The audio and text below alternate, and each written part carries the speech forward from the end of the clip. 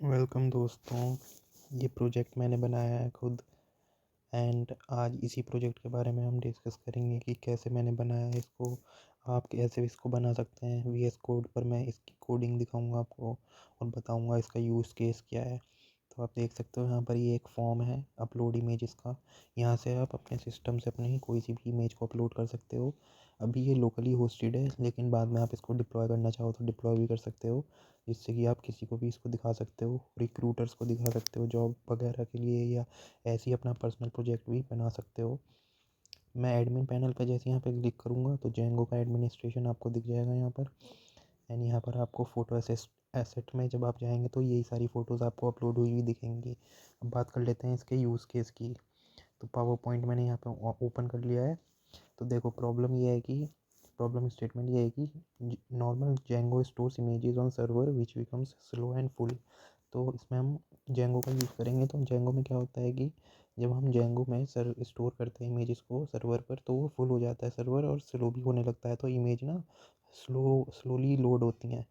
And then Django में जब हम इमेज करते हैं तो वो बेसिकली मीडिया फोल्डर में सेव होती हैं लोकल स्टोरेज पर। अब लोकल चीज़ में जो भी कुछ भी सेव होगा तो वो कोई दूसरा बंदा तो कभी भी नहीं देख सकता ना। तो वो वाली बात है, हम वेबसाइट पे इस चीज़ को स्टोर करेंगे।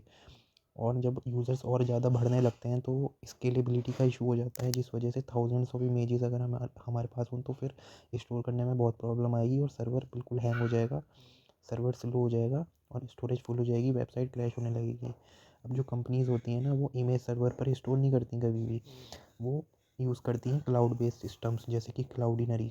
तो क्लाउडिनरी एक ऑनलाइन टूल है जो अभी मैं दिखाऊंगा उसमें कि कैसे हम एपीआई वगैरह ऐड करेंगे उसकी इस प्रोजेक्ट में, और उसी के डेटाबेस में सब कुछ स्टोर होगा और हम बस फ्रंट एंड पे उस चीज़ को फैच करेंगे।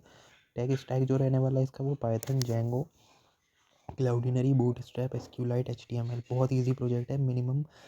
मैक्सिमम आपको 1 घंटा लगेगा इसे बनाने में, और दोबारा अगर आप बनाओगे इसे तो फिर तो आधे घंटे में ही आप बना लोगे सीखने के बाद। तो मैं आपको इसमें सिखाऊंगा कैसे बनेगा ये प्रोजेक्ट। पहले भी मैंने बहुत सारे प्रोजेक्ट्स बनाए हैं, वेब एप्लीकेशंस बनाई हैं जो कि काफ़ी इंटरेक्टिव हैं।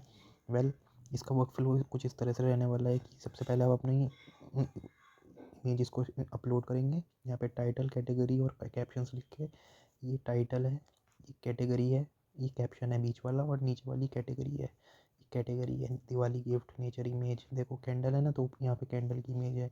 रेन फॉरेस्ट है ना, अमेजोन रेन फॉरेस्ट, तो यहाँ पर ये है। नीचे एक मैंने बैटमैन भी लगा दिया था। देखो ये कैटेगरी, ये बीच में जो है ये कैप्शन हो गया। अभी मैं दिखाऊंगा कैसे होगा। जिस जिस जिस ऑर्डर में ये तीनों चीज़ें लिखी हुई हैं उसी ऑर्डर में ये तीनों चीज़ें लिखी हुई हैं, टाइटल, कैटेगरी, कैप्शन। और यहाँ से आप अपने डेस्कटॉप से सिंपली अपलोड कर पाएंगे इमेजेस को। तो इस प्रोजेक्ट में हम करने के वाले हैं, जेंगो ऐप अपलोड करेगा इमेज को क्लाउडिनरी में एंड शो करेगा वो गैलरी में। और इसमें आप जेंगो से इमेज अपलोड करेंगे, उसके बाद डायरेक्ट क्लाउडिनरी पे स्टोर करवा लेंगे। क्लाउडिनरी का भी मैं क्लाउडिनरी का मैं अभी अकाउंट बनाने भी सिखाऊंगा कि कैसे क्लाउडिनरी का अकाउंट बनेगा। तो इसमें हम करेंगे क्या, बस ये तीनों चीज़ें हम करेंगे। जेंगो से इमेज अपलोड, डायरेक्ट क्लाउडिनरी पे स्टोर करवा लेंगे, एंड उसका यूआरएल डेटाबेस में सेव किया, एंड एक ब्यूटीफुल गैलरी बना के शो किया। बस इतना सिंपल प्रोजेक्ट है ये। जैसे भी मैंने गैलरी आपको दिखाई, क्लाउड बेस्ड गैलरी, ये आपको मैंने दिखाई यहाँ पर। और एक चीज़ और है, टूल्स में क्या चाहिए आपको, वी एस स्टूडियो कोड और क्लाउडिनरी पे account, free version. Paid version तो बड़ी बड़ी कंपनीज़ यूज़ करती हैं, हम तो फ्री वर्जन यूज़ करेंगे क्योंकि हमें ऐसा जस्ट प्रोजेक्ट बनाना है, पर्सनल प्रोजेक्ट। तो इमेज बार में आप लिखेंगे, सर्च बार में लिखेंगे क्लाउडिनरी, और ये सबसे टॉप पर जो खुलेगा वो क्लाउडिनरी प्लेटफॉर्म है। सबसे पहले आप अकाउंट बना लेना क्लाउडिनरी पे, उससे आपको ईज़ हो जाएगी। यहाँ पे देखो साइन अप फॉर फ्री पे क्लिक करना। जैसे ही आप यहाँ पे साइन अप फॉर फ्री पे क्लिक कर लोगे, तीन ऑप्शन आएंगे, गूगल, गिटहब और ईमेल। मैं आपको सजेस्ट करूँगा ईमेल से करो। मुझे पता है अभी आपको लग रहा होगा गूगल से कर लो, 2 मिनट का काम है, लॉगिन हुई हुई है ऑलरेडी।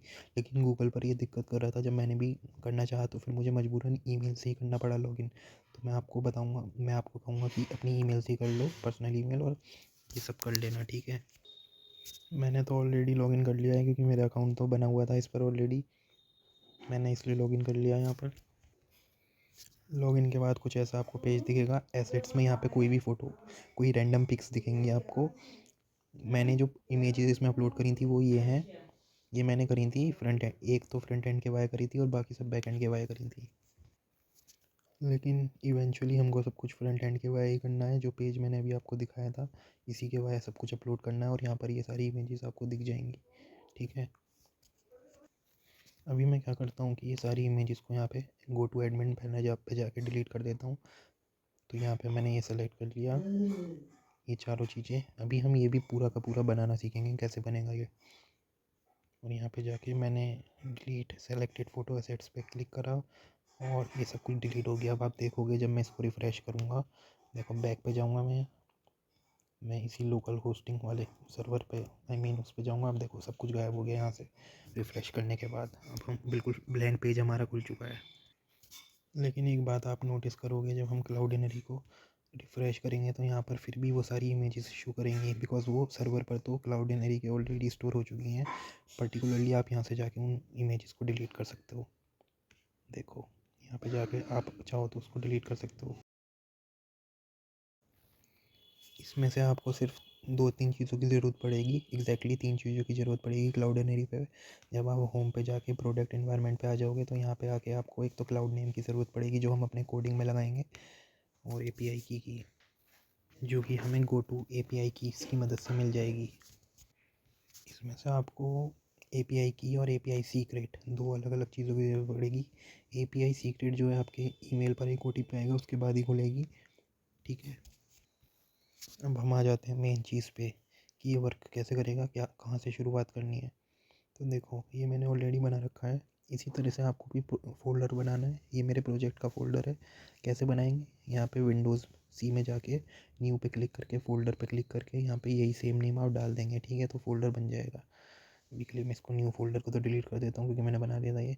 इसके अंदर जाके देखता हूँ अब आपको क्या करना है। ये दो चीज़ें कैसे आएंगी, आपका तो ब्लैंक फ़ोल्डर आएगा ना यहाँ पे। ये दो चीज़ें कैसे आएंगी, तो आप यहाँ पे जाएंगे ऊपर,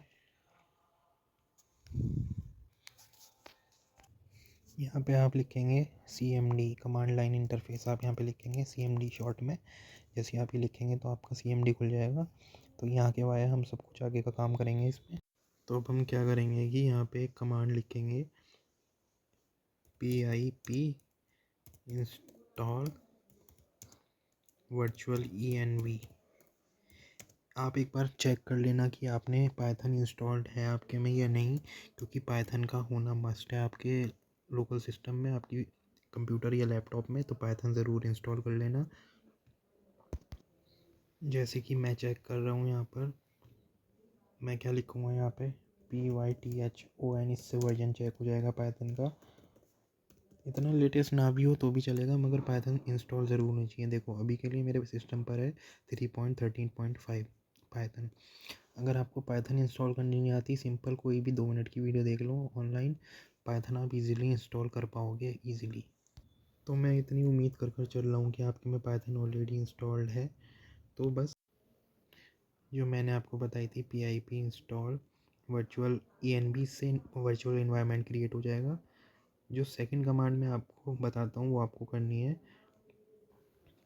जो आपको करनी। तो वो जो कमांड होगी आपकी सेकंड वाली, जब आप यहाँ पे PIP, फिर आप ये तीनों कमांड्स लिखेंगे -m venv ये मॉड्यूल के लिए होता है, एंड देन आप venv ये slash scripts slash activate S capital होगा यहाँ पे, ध्यान रखिएगा। PIP फ्रीज लिखेंगे जिससे आप चेक कर पाएंगे कि कोई प्रॉब्लम है या नहीं है, कोई दिक्कत तो नहीं है किसी भी चीज़ में। फिर हम उसके नीचे एक कमांड लिखेंगे जो कि होगी क्लाउडिनरी के बाद PIP install Django Cloudinary Django minus Cloudinary minus storage. इसको आप अलग अलग लाइन में भी लिख सकते हैं, प्रीफर करना एक लाइन में लिखो तो जल्दी काम हो जाएगा। ठीक है, इतनी जैसी आप कर देंगे काम। अब जैसे ही आप PIP फ्रीज लिख कर चेक करोगे, देन इसमें आप देख पाओगे कि सारी चीज़ें यहाँ पे इंस्टॉल हो चुकी हैं। File lock SQL parse TZ virtual environment हर चीज़। बाकी काम सेकंड पार्ट में कवर करेंगे। हार्डली 3 से 4 पार्ट्स में ये पूरा का पूरा प्रोजेक्ट हम रेडी कर देंगे बनाकर।